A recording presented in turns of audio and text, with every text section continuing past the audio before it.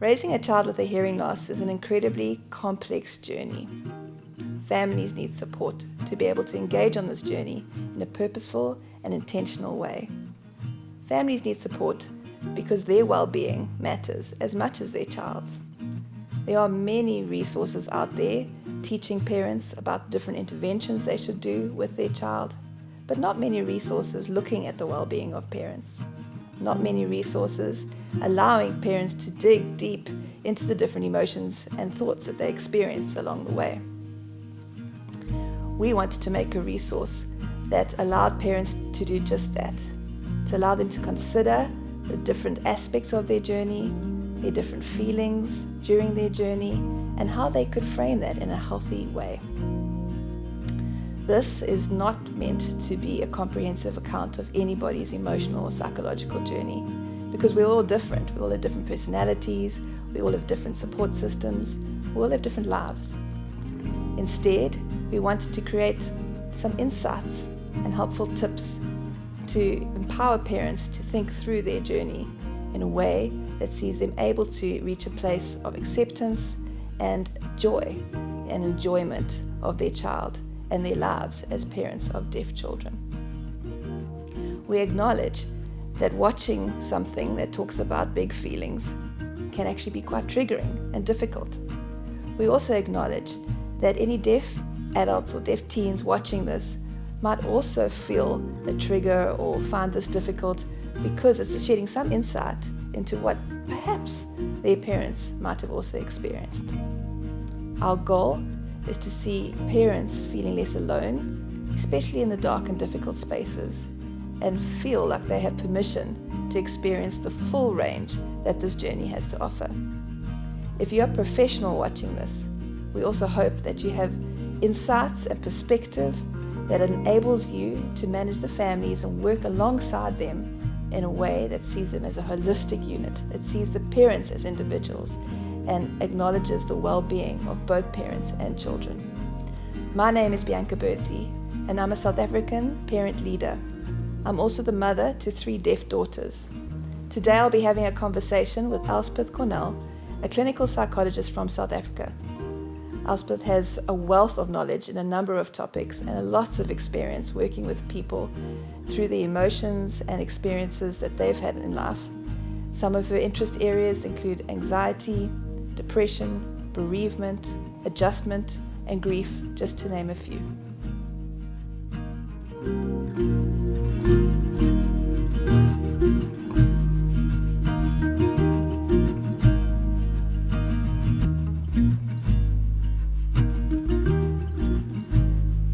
Looking back on my journey, the one day that really stands out in particular is the day of identification.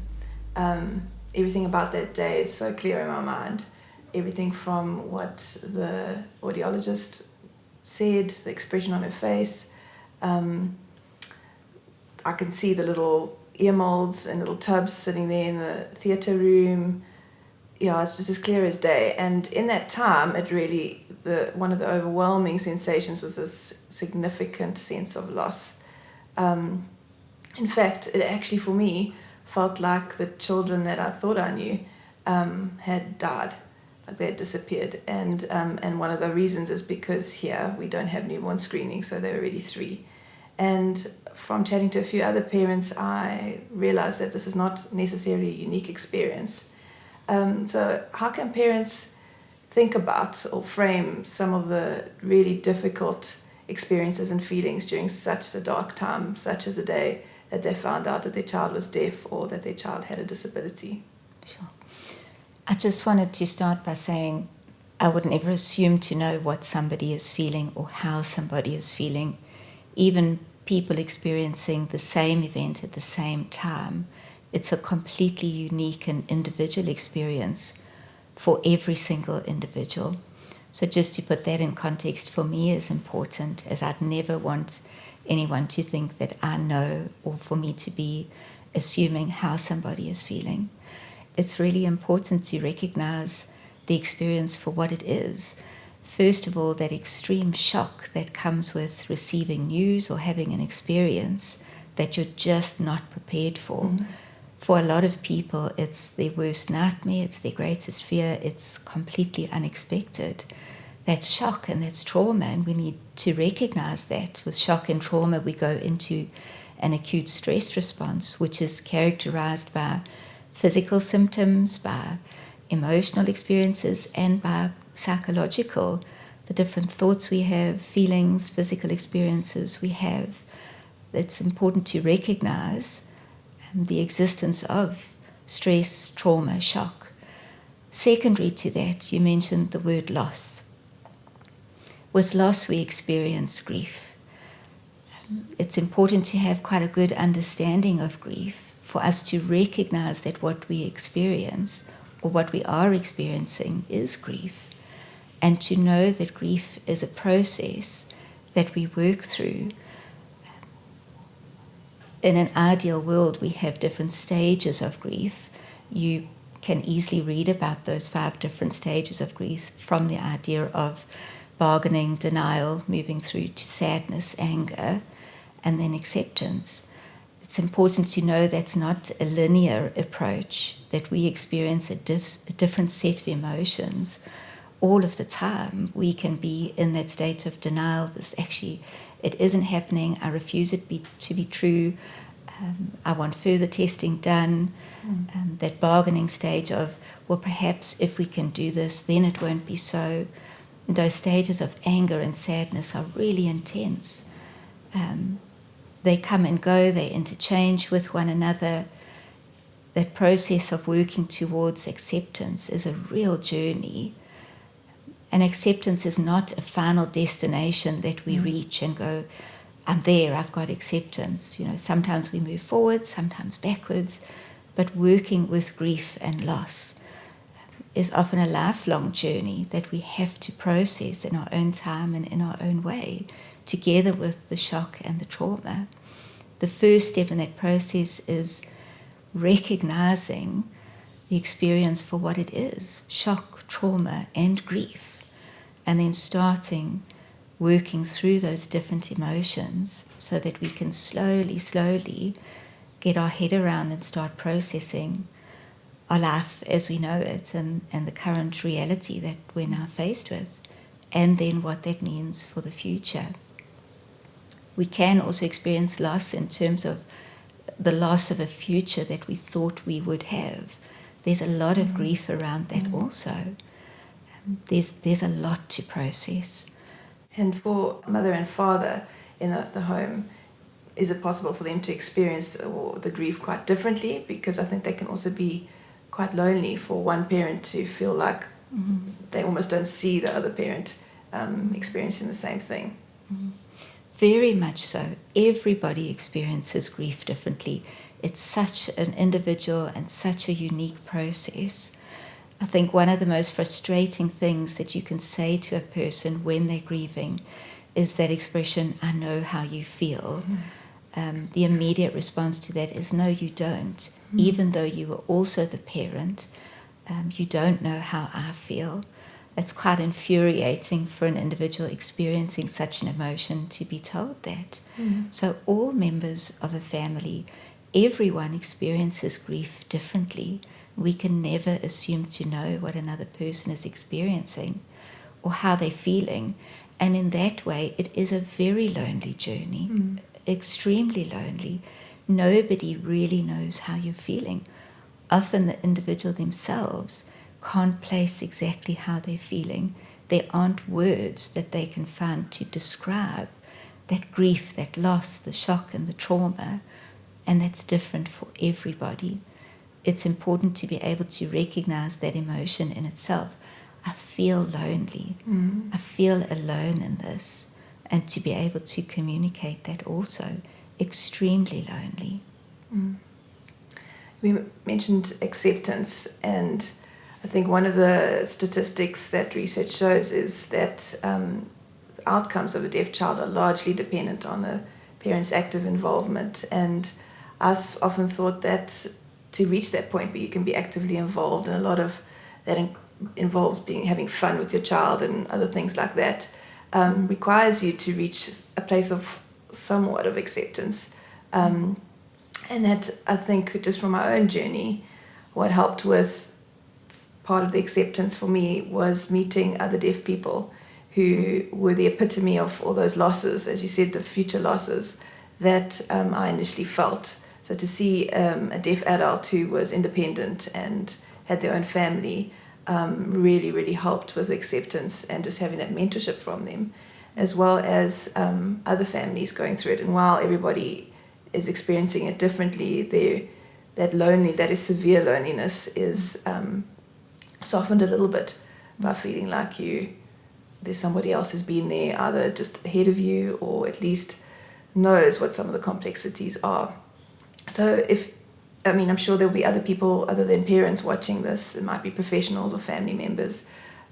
Is there some advice that you can give them in terms of supporting families during those first stages, which includes their grief journey? There are three very important things that come to mind straight away. One of those is the value of community. It's really important to belong, or at least feel as though you belong to a community, to have access to some kind of community. The second part comes in the form of support. So community provides that level of support, as well as family members and friends. So support and community are two huge factors that are so important when we work through this process. The third one is having space to tell and retell your story, just to be able to talk. It really is huge in terms of processing and any emotional experience that we're grappling with in a lifetime, but particularly loss and grief and shock and trauma, is having space to talk, whether it's talking about how you're feeling, whether it's telling the story of how things unfolded, whether it's talking about your day-to-day challenges, what's easy, what's difficult. Just having space to talk is so important. And that comes through connecting with people in community and through experiencing support. So together, support, community, and just being able to talk encourage us along this really, really difficult journey, and allowing us to reach a place where we possibly don't achieve acceptance, as I said, as an end goal or as a destination, but where we work towards feeling a sense of comfort, maybe a sense of understanding from other people, just feeling a little bit more like we're coping. That comes through working towards that stage of acceptance, which comes from support and community and just being able to talk. And I think that's so helpful, because my experience often with professionals, and being a professional myself, has just made me reflect on that, is that families are often not given the time to grieve or to feel, because it's this urgent emergency of getting into the child's various therapies, etc. And so if other people just give families a space to tell their story, to talk, to feel, I think that's really helpful. I've been reflecting on some of the early feelings that I had, and certainly in the beginning, this overarching feeling of extreme overwhelm. There's so many decisions to make. You found yourself in a world that was completely foreign. For over 95% of families, this would be the first deaf person they've ever met. And when communication's at the core of that, that's so personal and so critical to your connection with your child. So it's completely and utterly overwhelming. Also, deafness is one of those places where you have a spectrum of opinions. You have completely opposite advice being given to you, and a sense of judgment that you feel from other people, either in the professional space or community. And so it's extremely overwhelming. Another emotion initially was a deep sense of guilt. I felt like I was a really bad mom for missing that my children were deaf for 3 years, and understanding how significant that would be to their language development. And for some of us, depending on why your child is deaf, for me, I felt guilty that my genetics were responsible for making them deaf. And in that early stage, I could only see how that would be difficult for them and not necessarily a difference that might be good in other ways. So considering some of the big feelings that we experience initially, how can we frame them? How can we think about them? How can we let go of hard feelings like guilt? What would you advise? Sure. So when it comes to working with feelings, it's really important that we can identify and recognize our own emotions. Our feelings are not something that we can control. So it's very important to be able to identify when we are feeling something. That comes from just acknowledging, I have an emotion in me. From there, it's useful to be able to put a label on that emotion or to try and find a name for it. I'm feeling something. What is it I could be feeling? Am I feeling guilty? Am I feeling frustrated? Am I feeling angry? To kind of identify and name it and almost take ownership of that emotion. And once we recognize that and can put, hopefully, a bit of a name on that emotion, it helps give it meaning. And then we can ask ourselves some questions about that emotion. Why do I feel that way? You mentioned the word guilt. Okay, I feel guilty. Why do I feel that way? Ask yourself, guilty is something we associate with having done something wrong. Am I doing something wrong? Have I done something wrong? It kind of helps us to process and give rational understanding rather than an irrational emotion. So if we can ask ourselves, okay, I feel guilty. Why am I feeling guilty? Have I done something wrong? Why am I feeling angry? What could be contributing towards that? Just helps us understand where we are, what we're feeling, and that enables us to be able to communicate that. We need to be able to freely, without judgment, have a space to be able to say, I feel frustrated or angry or sad or guilty. And then to be able to ask ourselves those questions to help us understand. And maybe then if we can say, well, actually, I haven't done anything wrong, then you can let go of a guilty emotion. You know, if I haven't done anything wrong, then maybe I don't need to feel guilty. And that's okay. And sometimes we can say, sure, I really do feel angry, and that's okay also. I'm allowed to feel angry. I'm allowed to have all these difficult, different emotions. Let me take some time to really work through them, either on my own, if I feel equipped to, or with the help of support from community, from a professional, from another friend or family member. I think it's so helpful to give people permission to feel, because a lot of us just in society tend to group emotions into good and bad, and culturally, you know, also. And so you think the bad emotions might be anger or some of the things we've mentioned, and that we shouldn't be feeling them. And so we try not to, but it doesn't help because we do. So I think that's really, really helpful. Some of the other emotions that or sometimes still come up for me are anxiety and fear. And I think anxiety based on a fear that from past experience I've made maybe bad decisions, fear that might link to the future where I might feel like I'm not making any good decisions, but especially about the future. Fear that, I mean, I just remember early on just irrational thoughts and feelings before I met other deaf people. I thought, are my kids going to be able to get married one day? Are they going to be independent? Are they going to be able to get work? Are they going to have friends? Are they going to feel loved?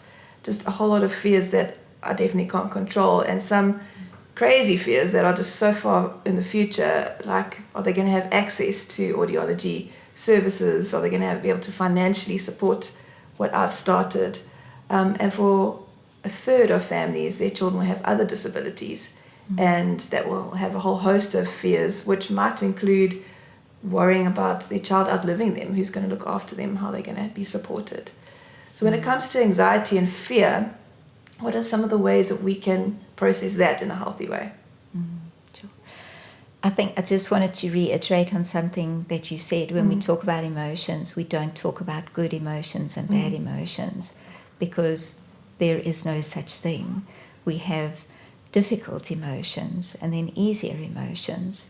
And difficult emotions are those overwhelming emotions like sadness, as we've talked about, grief, but then anxiety and fear. Sometimes we don't recognize anxiety for what it is. We feel this sense of overwhelm, this pressure, this constant, I can't cope. Some people don't recognize anxiety for what it is. So it's important to know anxiety is a thought about the future. It's usually something that we either can't control or is outside of our control, and it always breeds an emotion of fear.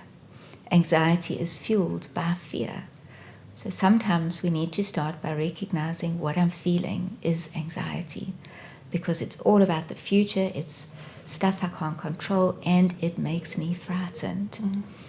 Being able to work with different emotions starts with that point of acknowledging and recognizing and naming them. There's no shame in saying, I feel frightened, or I'm scared, or this is what I'm worried about. We do have to be able to manage those emotions so that they don't overtake us completely. That also means recognizing this is my present reality. Mm. This is currently what I'm coping with. Mm. This is the future.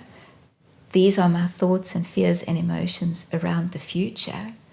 And to bring it back to the present, to say, okay, if those are my fears for the future, in the here and now, what can I do and who can help me? Rather than getting stuck in a question of how am I going to make it all work? How is such a paralyzing question, because it means I need to have an answer, when we can almost cancel the word how from our question base and refocus that as what can I do and who can help me. That's more practical, that's more active. We start putting in place a bit of a toolkit, a bit of a support system. So yes, be real about the different emotions, about the different specific fears and anxieties you have for the future, and write those down in a column that is my future fears, and then bring it back to the present. What can I do and who can help me in the here and now, so that I can put a plan in place, or I can possibly start putting provision in place. Fear for the future and anxieties around the future are emotions everybody experiences, whether or not we're faced with a current specific disability, or whether or not we're in the presence of a family member who has a disability and does have specific needs in the future. The future is a place of uncertainty for all of us, regardless of our current reality. And we have to be able to manage our emotions around the future and be honest about those and real, but to be mindful that if we work from a frame of what can I do and who can help me, it can be more manageable and a little bit less of a scary space. I think one of the things that I've reflected on is how I must have just had a bit of a false sense of certainty for the future, and the space made me more aware of the uncertainty. And so just to reflect that actually nothing changed about the future. It was as uncertain had I not had a deaf child as it is now. There's just maybe a few more variables that feel out of my control. So it's good to think of that in different ways.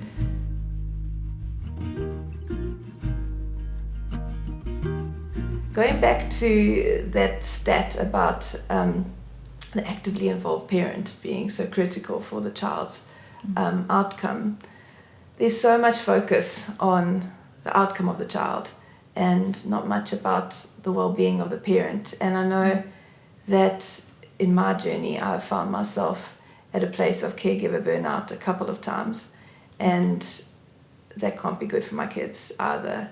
So what can we do when we're on this journey that's lifelong, that's really intense at different times, depending on different seasons or depending on changes, like maybe your child's transitioning to high school or something like that, or something that triggers you, and you just don't feel like you have the capacity or the stamina to last the lifetime journey. What are some of the things we can do to increase that capacity?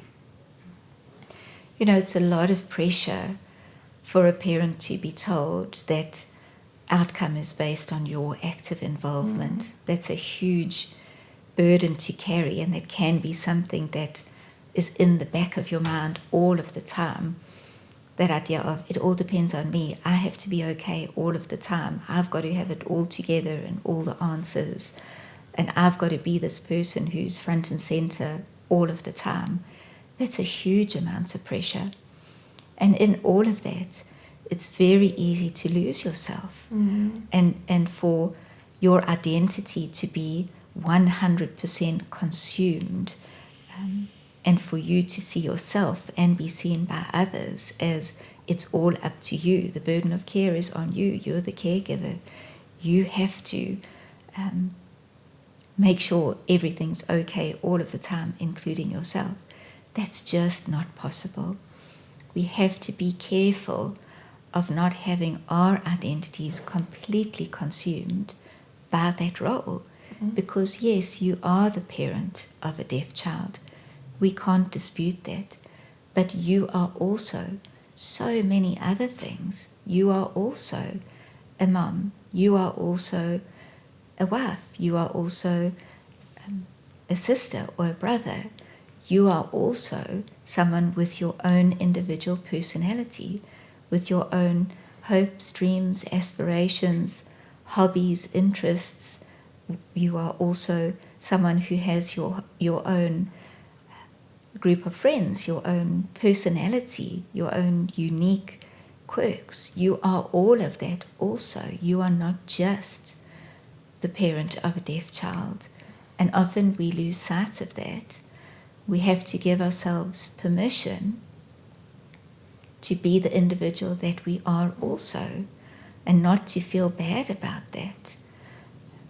In that way, we also have to give ourselves time and space to realize and to enjoy the things that we do enjoy that are unique to us, because that enables us to grow resilience, to guard against. You mentioned caregiver burnout, which is very real. When we are all consumed in one role, we are very vulnerable to that. So just for us to remind ourselves sometimes, I'm more than just one thing. Me as an individual, I'm more than just one role that I occupy in my life. And I'm allowed to live and be happy and find pleasure in small things. Also, I think to focus our attention on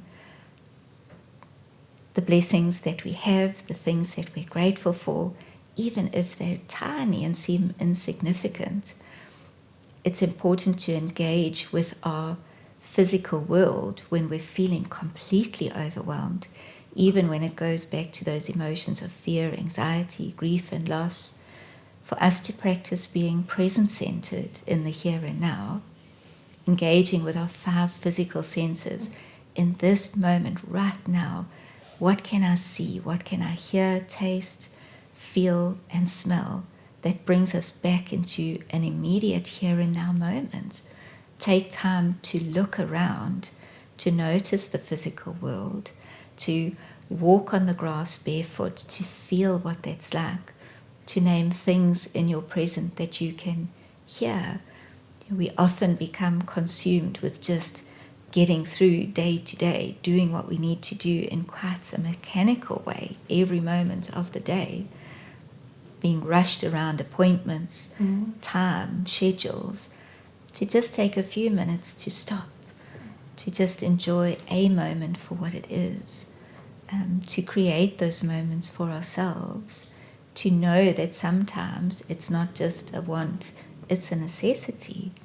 We've got to take time to care for ourselves, and it's okay to. We don't need to feel guilty because we're not doing anything wrong if we want to sit and have a cup of tea with a friend and talk about something else completely unrelated to our current reality.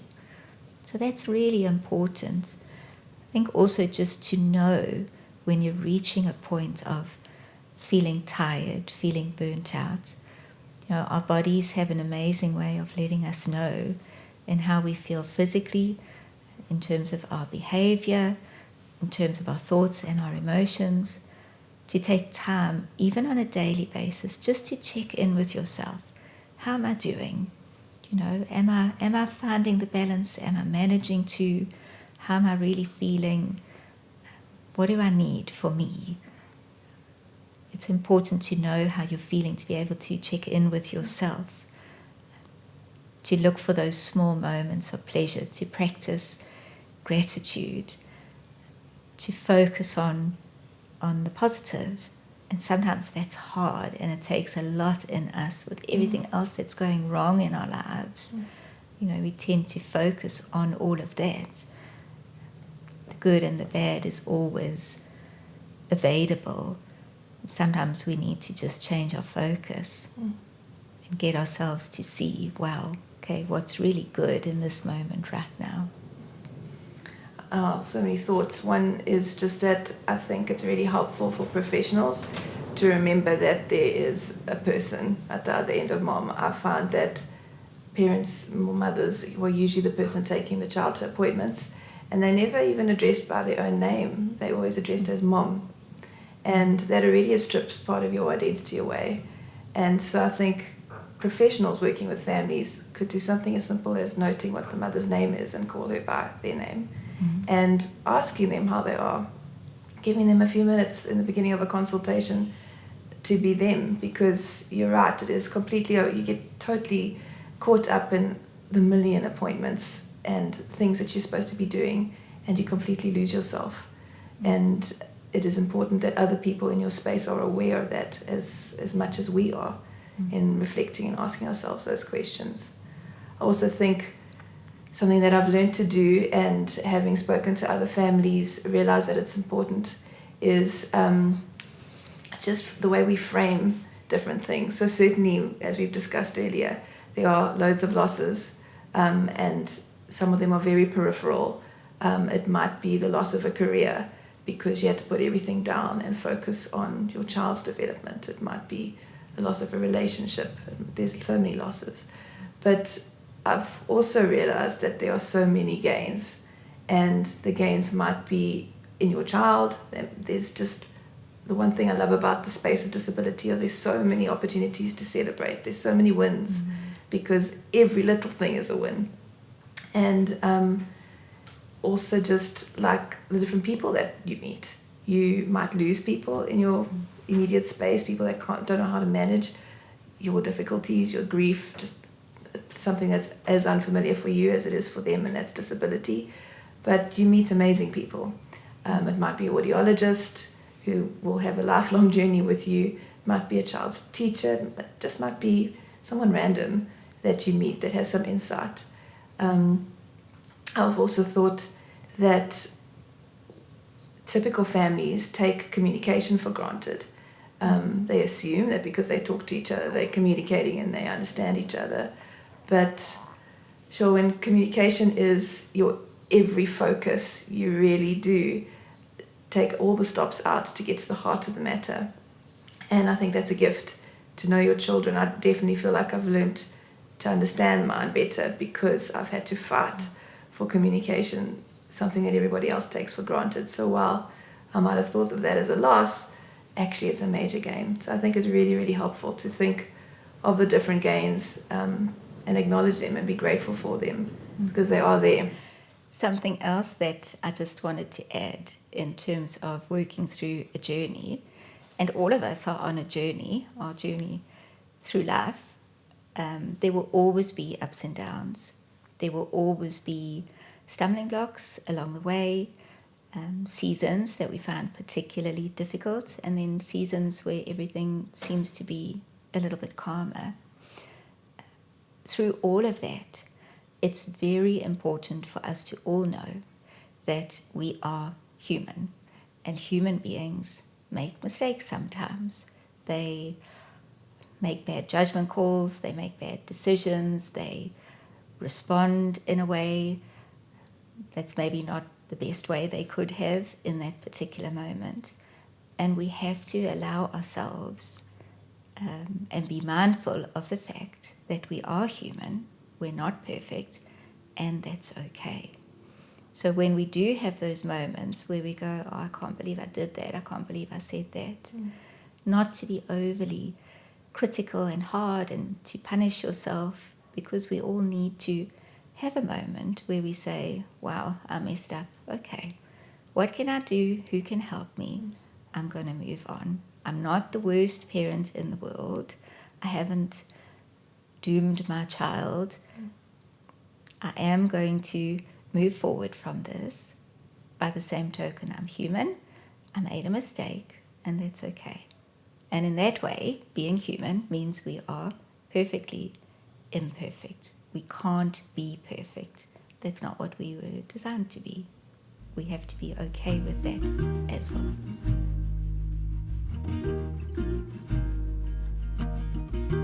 One of the most challenging things that I'm starting to experience as my children get a little bit older and approach being teenagers is when you witness them grieving their difference. I had an experience earlier this year where one of my daughters was tearful, and I asked her what it was, and she bravely disclosed that she didn't like being deaf. And this is in spite of having a family that's been so purposeful in embracing it and celebrating it and having her exposed to deaf people and deaf role models. But the reality is that at times she wished she heard life like me. And she also has other feelings about how she might be making my life difficult, because she can see all the advocacy that I have to put into her education, etc. How can we support our children through the time of questioning their own identity, questioning the feelings that they are experiencing, in a place where they feel acknowledged and heard and are allowed to feel all the different things, but also in a way that frames it healthily for them? I think you mentioned the word communication. Communication, just in general, not just within a family context or within any kind of specific relationship, is just such a pivotal part of being real in a difficult world sometimes. And it's hard often for us as adults to say we're not okay, and even more so for children. We always want to start those conversations with children by saying, thank you for telling me how you feel, thank you for letting me into your world a little bit. It's a good idea to ask questions so you can get them to express more about what they're feeling. Like, tell me, how does that feel? Explain to me what happens when. What do you think would be more useful to get that communication going? To listen, to provide a space for them to listen, to really at all costs avoid saying that word, I know this is hard for you, I know it must be difficult.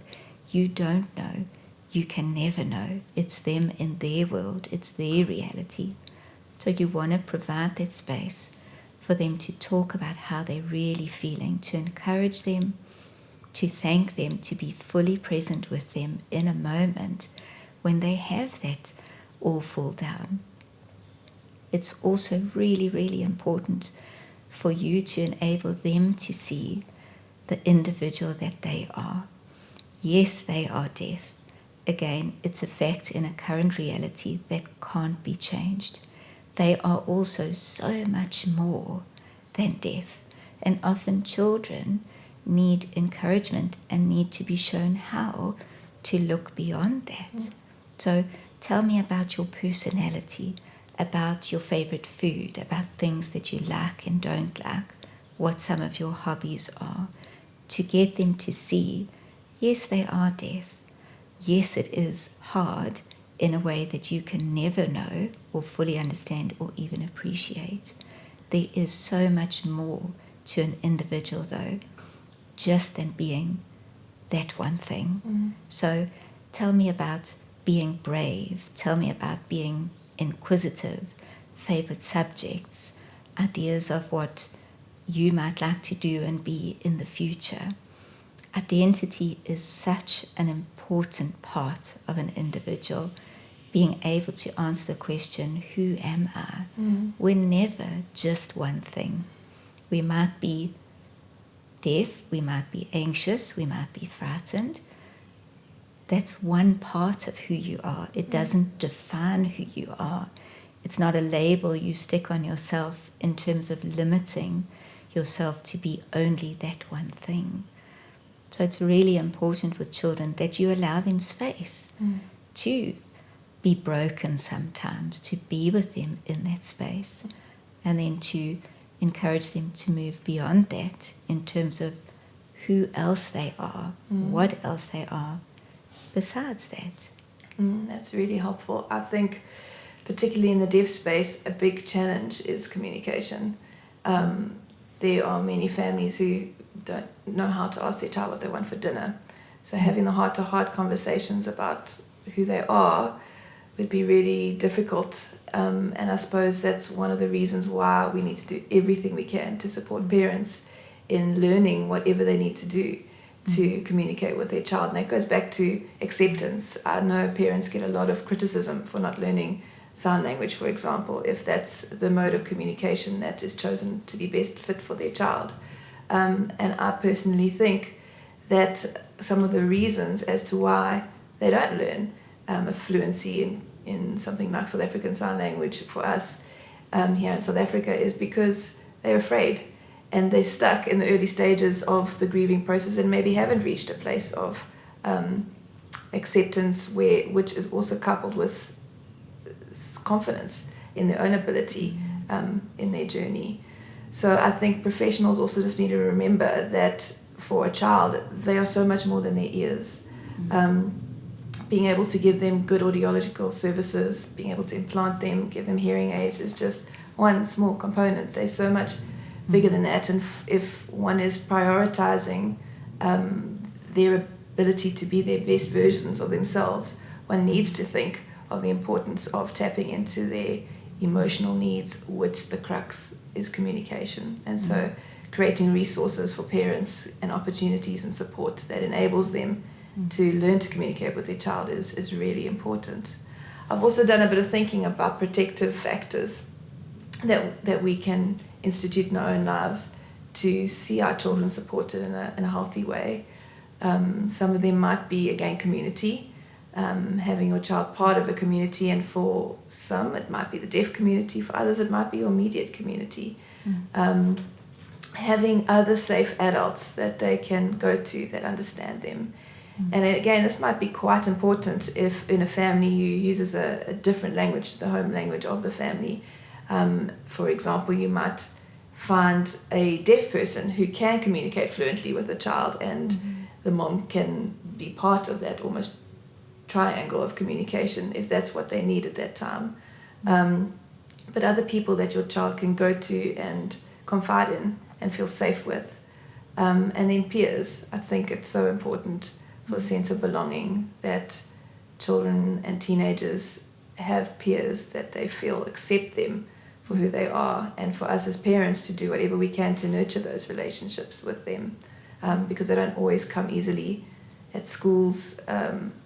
For children that are in a mainstream setting, break time where they socialize and form those connections are often really difficult because of the noise and people talking all at once. So I think there are a few protective things, and again, the role models. It's so vital for children to see versions of their future self and possibilities. And in today's world, we have access to global opportunities for role models because of YouTube and other social media platforms to find heroes that they can have that are deaf, who they think would understand, and people that they would look up to. I just think that also just frames for the child the aspect of what they might sometimes perceive as a loss to a superpower and a gain, which might just be part of nurturing well-being, holistic well-being for the child, and not just the fact that they can hear and have an audiogram that we've all hoped for. So I think professionals would do well in viewing the child as a whole being and not just a set of ears. Absolutely. It's really important that we do our best to dispel any negative or limiting self-beliefs that a child may take on by virtue of the fact that they have a disability, which is why we want them to be able to see a future role models, people who have overcome and exceeded and succeeded. It's really important that we provide children with that ability to dispel those negative and limiting self-beliefs. I just wanted to reflect again on communication. A lot of people think about communication in the sense of the spoken word. Communication so much more than that. And often when people and our children communicate difficult things to us, we can feel quite inadequate as a parent, where we go to that place of, well, I don't know how to fix this.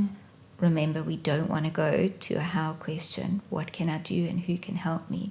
And sometimes the best form of communication is just to be present or just to hold somebody. Sometimes it can be to draw a picture. Sometimes it can really just be to sit next to somebody, to be present.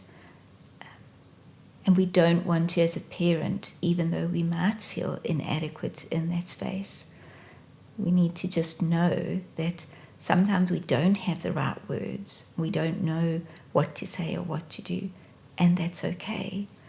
Sometimes all we need to do is just be. And then to encourage ourselves in that moment. I might feel inadequate. Feeling something and being something are two completely different things. And it's okay to feel inadequate. To know that you're not inadequate. You have everything you need in you to be in that moment with that child and to move on from that. When you mentioned barriers or boundaries or challenges that children might overcome, I just want to enforce that we're referring that to exactly that, the barriers. We're not expecting to overcome their deafness as part of who they are, and we hope that they eventually celebrate that. But it's more about the struggles that children who are different will face simply by virtue of the fact that they're living in a hearing world. And I also think that one of the protective things that we as parents or friends or family, people that know and have insight into the well-being of a child who's deaf or different, is the way we model speaking about them. It is easy to have someone meet me for the first time with my girls and mention that they're deaf, or maybe they don't know how to talk about it, and they might say something like hearing impaired, and in our context that's not one of the words that we want to use, but it might be appropriate in other places. Or they might say abnormal. I've had someone say that to me before. I've had someone tell me or ask me, how can someone be so unlucky to have 3 children with disabilities? And it is awkward to breach that and approach that in a healthy way in the moment with that person. But I think it's worth practicing. And I think it's worth having a few comebacks that show your child how they are to think of themselves, or to internalize a narrative that's in opposition of the negative narrative that they've just experienced. So things like just being able to say, this is my son or my daughter, and yes, they are deaf, and to be completely comfortable with using words like that. And yeah, they've got a cochlear implant, or we use sign language. Would you like to have a sign, or can my child give you a sign name? And just normalize it instead of tiptoe around this awkwardness because of the other person's awkwardness. I think it's okay to correct people politely in front of your child, so that they can see the way that you see them, so that the way that you see them and the way that you speak of them becomes their inner voice about the way they see themselves. So I really think it's important for parents to consider the words that they use to describe their child, and the words that they use, especially to talk about their child in front of their child. And it's okay for us to challenge ourselves about the notion of normal, for example. And I think sometimes using words like typical and just words that embrace everything as being a spectrum of normality are sometimes helpful in the way parents perceive and can reframe the way that they speak of it, because it changes the way that the child thinks of it too.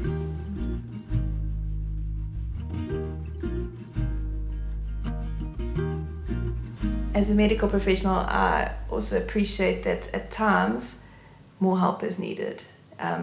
Maybe simply just speaking to a neighbor or listening to a resource like this isn't enough. What are some of the red flags that we can be cognizant of that might indicate that we need to get more professional help with the way that we are dealing with our emotions and thoughts? So it's really useful to be able to put into practice checking in with yourself on a regular basis. So some people on a day-to-day basis, some people kind of on a more every couple of days or every week, just to take the time to ask yourself, how am I doing? Am I okay? Am I not okay? When we're not coping, it often shows in our way of being, in our behavior. We can be particularly short, we can be grumpy, we can be bad-tempered. It can show in terms of our emotions, tearful all of the time, anxious all of the time. It can be in terms of our thought patterns, negative thoughts all of the time. So it's important to be able to check in with ourselves, or to put in practice just checking in with yourself. How am I feeling? How am I doing? So that we can recognize when we're not coping. Again, factors that are useful in growing resilience and coping are community support and being able to talk. So when we recognize that we're not coping, to be in a place where we feel okay to ask for help. Sometimes that comes in the form of reaching out to a friend, sometimes identifying somebody in the community, a church leader,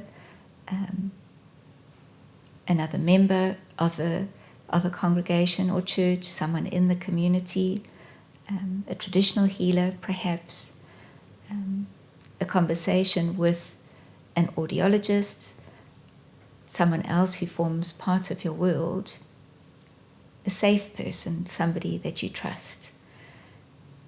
So it's important, first of all, to recognize and to know when you're not coping, to feel okay to ask for help, and then to have people in your space that you can identify as safe people and trusted people. Part of not coping is also recognizing when we need a break, when we want to talk about something other than our current reality, when we just want to sit and have a conversation about something completely unrelated, so that we can regroup a little bit, find ourselves in a space which fills our cup again, which provides us with a little bit more of what we need to take another step forward. It's important in those spaces to be able to connect with yourself, to know when you need help, to know the things that give you energy, to know the things that you need to do, and to have that ability to be able to say, I'm not okay. So to conclude, I think just it's really interesting to hold that notion again of the actively involved parent. Yes, it's important to be actively involved, and there is a huge psychological journey that a parent goes on. They can be supported and understood to see them get to a place of acceptance and therefore enabled to be that actively involved parent. But it's not just the child's well-being and ability to hear and ability to mainstream and the ability to get an audiogram that we hope for that's important here. The parent's well-being is really important. That parent is also a person. And so it is easy, as we've chatted about, for a parent who desires to be purposeful on their journey to lose themselves. And I think just considering that concept of identity, being able to question who you are, and using that as a way of raising your child so that they also are grappling with that notion continuously and not just assigning one aspect or focusing on one aspect, which sometimes can be overwhelming and feel like a whole lot of losses more than a whole lot of gains. I think it's also really useful as time progresses, because time is a great healer too of some of the hard initial feelings, is to consider what the gains are alongside the losses, and to give permission to ourselves to recognize losses, to grapple with that fact that there aren't bad feelings and good feelings, but there's a spectrum of feelings, and being authentic and real with ourselves in how we experience different emotions is part of the process. And just acknowledging that this is a time that is hard, and for professionals to support families or figure out how they can support families if they're an audiologist, or offer certain skill sets, to realize that this family needs more support than just those things. So in terms of how we perceive different things and how we navigate the rest of this journey, are there any other things that you can give us, tips on how to frame things differently? I think it's really important to reflect on a journey. Often we don't realize how far we've come until we look back. So it's really useful to be able to look back and see how far you've come from that initial moment, as you mentioned. Often that's a bit of a wow moment, like, wow, I remember back then, look at where we are now.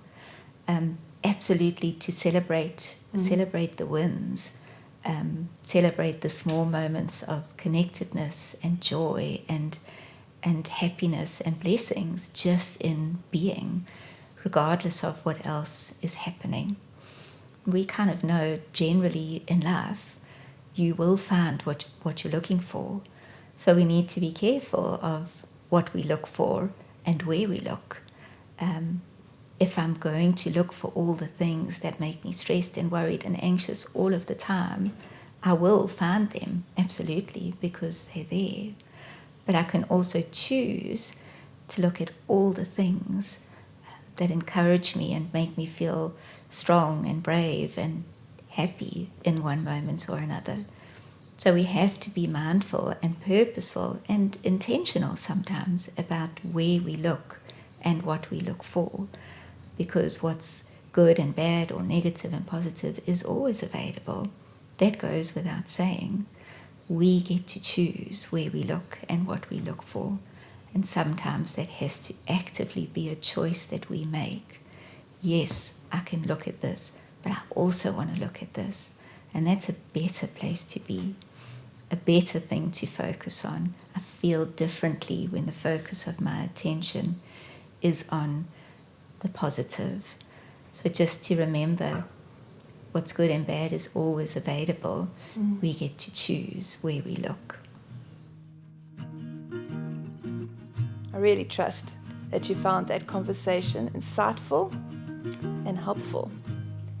If you're feeling some difficult emotions now, having considered your journey, please know that you're not alone.